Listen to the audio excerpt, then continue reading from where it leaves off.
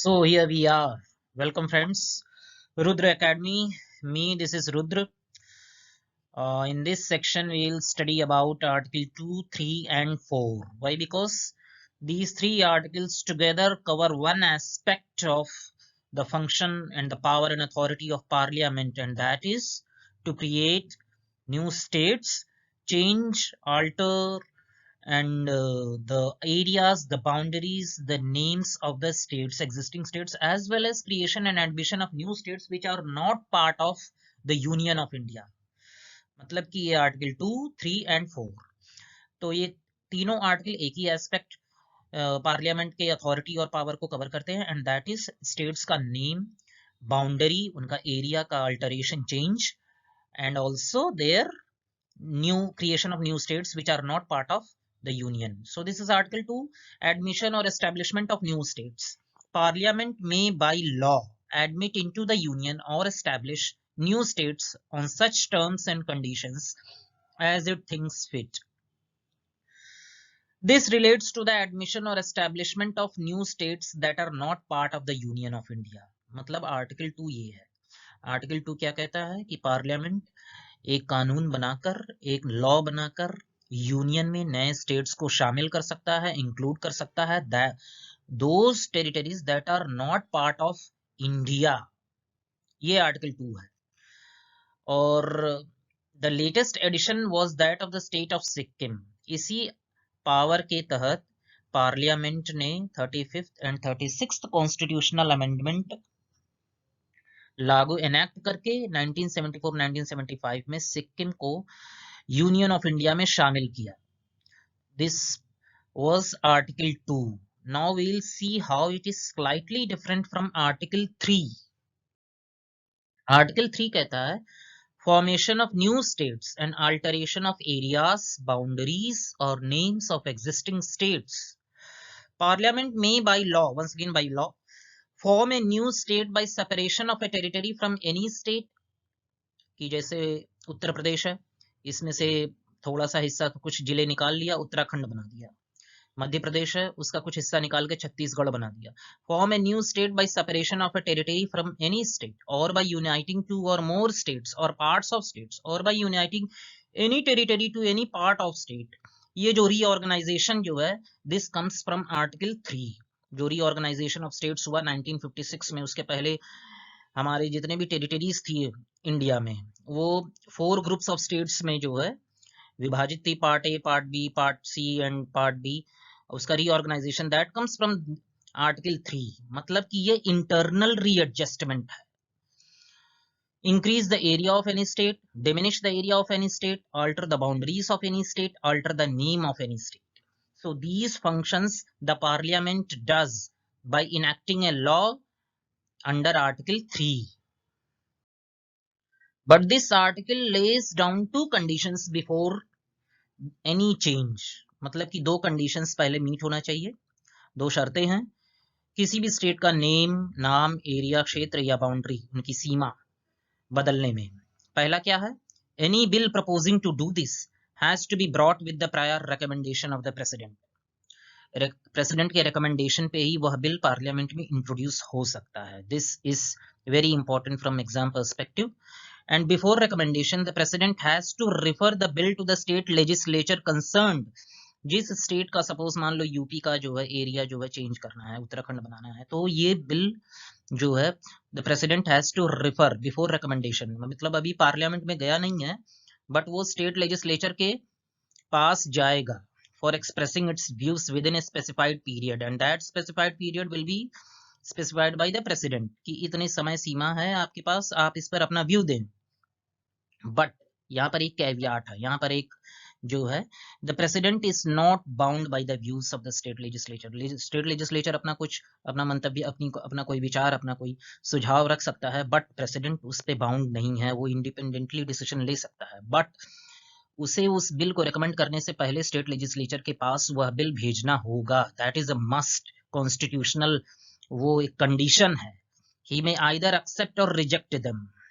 In case of union territory no reference need to be made to the concern legislature. क्यों? क्योंकि वो directly union से ही govern होता है.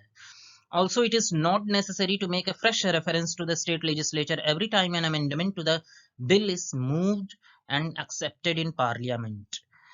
मतलब कि स्टेट लेजिस्लेचर के पास एक बार बिल चला गया और एक्सप्रेसिंग इट्स व्यूज की अपना सुझाव दो, फिर उसने कुछ सुझाव दिया, तो यहाँ पर अगर जो प्रेसिडेंट चाहे या पार्लियामेंट चाहे तो उसमें कुछ अमेंडमेंट ला सकता है. So it is not necessary कि फिर से वह बिल जाएगा स्टेट लेजिस्लेचर के पास, मतलब भेज सकते हैं बट नॉट नेसेसरी.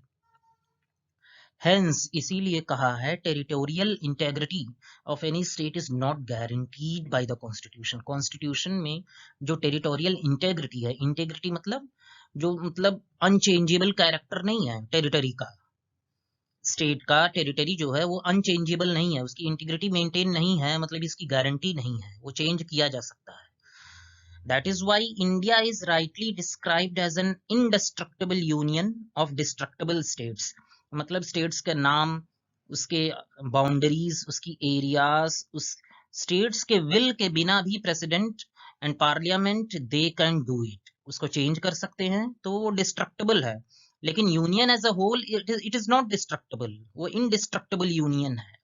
सो यहाँ पर ये मेंस पर्सपेक्टिव से ये यूपीपीसीएस में आ सकता है या यूपीएससी मेंस में आ सकता है कि एक ऐसे स्टेटमेंट दे दिया, लिख दिया कमेंट या डिस्कस. तो ऐसा नहीं है कि वी ऑल नो कि India is a union of states and no states has the right to secede. अलग होने का किसी के पास कोई अधिकार नहीं है, किसी स्टेट्स के पास कोई अधिकार नहीं है. बट लेकिन उसको आप कैसे लिखेंगे मीन्स में, तो ये हमें लिखना पड़ेगा कि आर्टिकल 3 ये बोलता है, इसमें ये प्रोविजंस हैं, 2 कंडीशंस दिए हैं. एनी बिल वो स्टेट लेजिस्लेचर के पास जाएगा, फिर उसके बाद रिकमेंड करेगा प्रेसिडेंट पार्लियामेंट में, लेकिन प्रेसिडेंट बाउंड नहीं है उसके व्यूज से बाउंड नहीं है स्टेट लेजिस्लेचर के. इसीलिए कहा गया है कि उसकी territorial integrity state is not guaranteed. So polity section में क्या है कि ये की वर्ड्स हैं, इनको मेंशन करना that will fetch you more marks in the mains. This territorial integrity, like president is not bound, so ये not bound by the views of the state legislature, केवल state मत लिखिए, state legislature. Also the amendments are not constitutional amendments. ये article 4 में we'll see it. article 4 ये भी कहता है कि these change in the name, area or boundary of the states is not, they are not considered as constitutional amendments under article 368. मतलब कि ये फर्स्ट शेड्यूल में अमेंडमेंट हो रहा है बट 368 आर्टिकल के अंडर में नहीं हो रहा है. इसका मतलब ये है कि स्पेशल मेजॉरिटी नहीं चाहिए पार्लियामेंट में इस बिल को पास करने के लिए, एक सिंपल लेजिस्लेटिव प्रोसेस से ही जो है ये पास हो सकता है. So this is what article 4 is saying about article 3. सो अगर जो ये मेंस में ये क्वेश्चन आ जाए कि India is rightly described as indestructible union of destructible states, तो हमें लिखना पड़ेगा article 3 and article 4, simple legislative process, no special majority required, president is not bound by the views of the state legislature, territorial integrity, these are the keywords जो हमें mention करना पड़ेगा. And Article 4 क्या है? Any law referred to Article 2 or 3 shall contain such provisions for the amendment of the first schedule and fourth schedule as may be necessary to give effect to the law. क्योंकि first schedule में क्या है, उसके names हैं, उसके boundaries हैं, territorial extent है, वो सारे मेंशन्ड है, तो उसमें भी चेंजेस लाने पड़ेंगे. तो ये आर्टिकल 4 कहता है कि वो उस लॉ में ये भी प्रोविजंस होना चाहिए. दूसरा, no such law shall be deemed to be an amendment of this constitution for the purposes of article 368. Means there is no special majority required, it can be done by a simple majority, simple legislative process. मतलब it's quite easy. Quite easy means it's not as difficult as a constitutional amendment which is requiring special majority. दूसरा, ये सब notes हैं, actually ये notes के heading में है, this is not article 4. The power of parliament to diminish the area of a state does not cover cession of Indian territory to a foreign country. मतलब जो ये पार्लियामेंट है किसी स्टेट का एरिया का घटाने का, चेंज करने का, मतलब ये इंटरनल रीएडजस्टमेंट है. By this power our country can not give any part of any state to another country. It can be done only by amending the constitution. अगर जो सेशन ऑफ जो किसी भी स्टेट का कोई पार्ट है उसको सीड करना है दूसरे कंट्री को, तो उसमें प्रॉपरली हमें कॉन्स्टिट्यूशनल अमेंडमेंट चाहिए under article 368 which is requiring special majority. The Supreme Court has further ruled that settlement of a boundary dispute between India and another country does not require a constitutional amendment. It can be done by an executive action. जो boundary disputes हैं उनके लिए no constitutional amendments is required. Simple legislative process से भी नहीं, वो केवल executive action मतलब legislature तक बात पहुंच ही नहीं रही है, वो केवल executive action पे ही हो जा रहा है. Now we'll see reorganization of states. तो रीऑर्गेनाइजेशन ऑफ स्टेट्स कब कब हुआ है, इसके लिए फर्स्ट ऑफ ऑल जो कमीशन गठित हुई है, जो गठन हुआ है, जो कॉन्स्टिट्यूशन है, वो धार कमीशन है, a linguistic provinces commission formed in June 1948. ये पूछा जा सकता है प्रीलिम्स पर्सपेक्टिव से कि कौन सा कमीशन किस ईयर में आया, तो ये एग्जाम पॉइंट्स ऑफ व्यू से वेरी इंपॉर्टेंट है. So the first commission for the reorganisation of states वो क्या, Dhar commission by government of India under the chairmanship of S K. Dhar. ये एस.के. धर है. It recommended the reorganization of states on the basis of administrative convenience and not on linguistic basis. कि internal readjustment हो, but the basis of it should be administrative convenience and not on linguistic basis. जैसा कि जवाहरलाल नेहरू ने बोला है कि linguistic basis पे falciparum tendencies generate होने का डर रहता है. जेवीपी कमेटी क्या है, मेंबर्स इसके क्या हैं, इसके जेवीपी जवाहरलाल नेहरू, वी से वल्लभ भाई पटेल, पी से पट्टाभी सुतार मैया. It formally rejected language as the basis for reorganization of states. However, GOI, Government of India, was forced to create the first linguistic state known as Andhra state by separating the Telugu-speaking areas from the Madras state after a prolonged agitation and death of Potti Sriramallu after 56-day hunger strike. इनके death के बाद जो है government of India compel हो गई, was forced to create पहला linguistic state, वो आंध्र प्रदेश था. So this is very important. What was the first linguistic state created? वो आंध्र प्रदेश था. वो JVP committee it formally rejected. ये एग्जाम में ऐसे भी पूछा जा सकता है कि which of these commissions formally rejected या formally accepted, broadly accepted language as the basis of the creation or reorganization of states. तो यहाँ पर जेवीपी कमेटी क्या है, उसने formally reject कर दिया था language as the basis, but government of India was forced just because the death of Potti Sriramallu after 56-day hunger strike. Fazal Ali commission 1953. इसके मेंबर्स कौन थे, Fazal Ali, K M. Panikkar and H N. Kunzru. It broadly accepted language as the basis of reorganization of states. And what does this word he broadly here mean? इसका क्या मतलब है broadly accepted?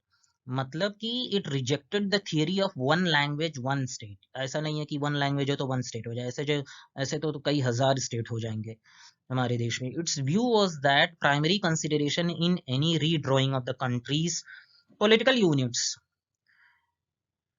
It also called for linguistic and cultural homogeneity. Linguistic और cultural homogeneity maintain रहे मोर और less. The commission also suggested the abolition of fourfold classification of states. जो fourfold classification of states था, उसको जो है बोला कि जो है उसको abolish किया जाए. So here ये it also called for linguistic cultural homogeneity. यहाँ पर एक sentence, एक phrase miss हुआ है. Its view was that unity of India should be the primary consideration. Unity जो है primary consideration, यहाँ पर ये miss हो गया है ये word. The commission also suggested the abolition of fourfold classification of states. The States Reorganization Act 1956 and the 7th Constitutional Amendment 1956 resulted in the creation of 14 states and 6 union territories on November 1956. अब देख लीजिए ये new states and union territories after 1956 वो क्या है, ये कि ये प्रीलिम्स पर्सपेक्टिव से बहुत इंपॉर्टेंट है कि कौन सा स्टेट्स किस ईयर में बना, ये अक्सर ही पूछा जाता है. तो महाराष्ट्र एंड गुजरात है 1960 है. Bilingual state of Bombay was divided. Maharashtra Marathi speaking के लिए और गुजरात जो है गुजराती जो बोलते थे उनके लिए है. तो गुजरात जो है 15वां स्टेट ऑफ इंडियन यूनियन हुआ है 1960. दादरा नगर हवेली क्या है, गॉट लिबरेशन फ्रॉम पोर्टुगीज 1954 में, converted into a UT by the 10th constitutional 1961. Goa Daman Diu got this territories from Portuguese by means of a police action in 1961. ये भी पूछ लेता है प्रीलिम्स में कि कौन से टेरिटरीज पुलिस एक्शन से लिए गए, वो 90 गोवा दामन दीव हैं. These were converted into UT by 12th constitutional amendment. ये पूछ लेगा गोवा वाज कन्फर्ड स्टेटहुड कब? 1987। Puducherry, the French handed over this territory. Puducherry Karaikal Mahe Yanam, it was made a UT by the 14th constitutional amendment. Nagaland was formed in 1963 by taking out the areas of Naga Hills out of the state of Assam. It was the 16th state, तो 1963 नागालैंड, ये याद रखिएगा, Nagaland 1963। somehow you have to memorize this. Haryana, Chandigarh और हिमाचल प्रदेश, ये दोनों, ये सारे तीनों जो है 1966 ऊपर के। The state of Punjab was bifurcated, Haryana बना 17th स्टेट। 1971 में यूटी ऑफ हिमाचल प्रदेश, इसको स्टेटहुड मिल गया, 18th स्टेट हो गया। मणिपुर, त्रिपुरा एंड मेघालय, 1972 में the two UTs of Manipur and Tripura and the sub-state of Meghalaya got statehood.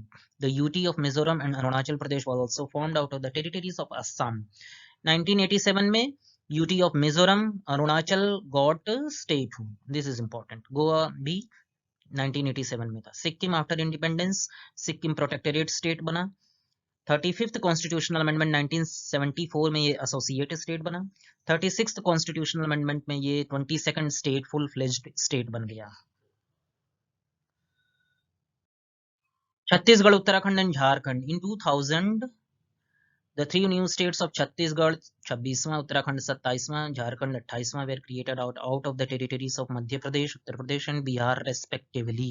तो पहले छत्तीसगढ़, फिर उसके बाद उत्तराखंड, फिर उसके बाद झारखंड, एक ट्रायंगल बन रहा है।